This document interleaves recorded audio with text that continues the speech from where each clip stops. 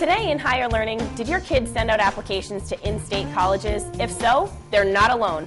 Local colleges and universities like Brown, URI, Bryant, and others all saw an increase in applicants. Some even saw record numbers.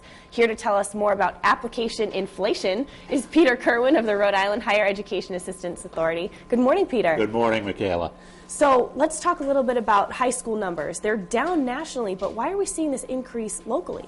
Well, I think there are a couple of things going on. I think with college applications being, you can do it now online, so that makes it a lot easier to apply to multiple schools. You've also got parents who are concerned that, as you see more and more of these stories about the high number of applications, it also means there's a high number of rejections.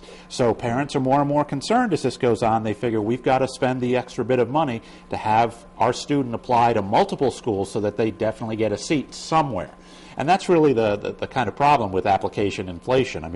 It's great for the schools. What they can do is then go around and say, hey, look, we're very popular, even exclusive. Right. That's great for their marketing. It's great for alumni love it, and for fundraising, everything else.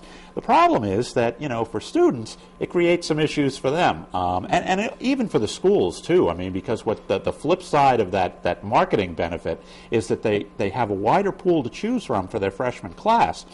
But it's harder for them to figure out who's going to be in that freshman class, because with so many students applying to so many different schools, there are going to be those top students who are getting into a lot more different schools. So it's really tough on the admissions folks, too. So, it creates some real pressures all around. And obviously for students, it means that they have to be very, very careful about where they're applying. I bet. You have to be realistic. You have to know that the difference between applying to a school where you've got a realistic shot of getting in and applying to a school where you're just going to be application fodder, another name in that pile of kids who gets rejected. Absolutely. And you mentioned a little bit before how certain colleges handle things maybe with criteria, and now their selection process gets a little bit more difficult. But how do parents and students cope with this? Well, look, one of the things you can do is, know what your GPA is, your SAT scores.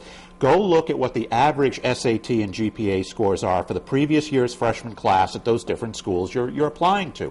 If all of the schools you're applying to, if you're in the bottom part of that group, that your scores are just barely going to get you in, then you have to go back and kind of tweak it a little bit and get some schools in there that aren't so much of a reach. You don't want to have all reach schools in your pool of applications, because it's going to make it harder to get accepted somewhere.